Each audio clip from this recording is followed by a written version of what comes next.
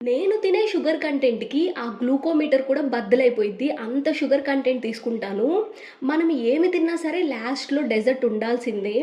ఇదైతే కాన్ఫిడెంట్‌గా పేస్ట్రీ అనుకుంటే మాత్రం మీరు కేక్‌లో కాలేసినట్టే. పేస్ట్రీ కాదు. ఈ డబ్బా ఓపెన్ చేయడానికి నేను పడిన తిప్పలంతా ఇంత కాదు. సిజర్ తెచ్చుకొని కట్ చేయొచ్చుగా. అబ్బే! బద్ధకం మరి అలా ఉంటది. ఇక ఇదైతే చాక్లేట్ లావా ఎప్పటినుంచో తినాలనిపిస్తుంది. 3-4 టైమ్స్ తిన్నాను గానీ నాకు లావా పొంగినట్టు నేను ఎక్కడా తినలేదండి.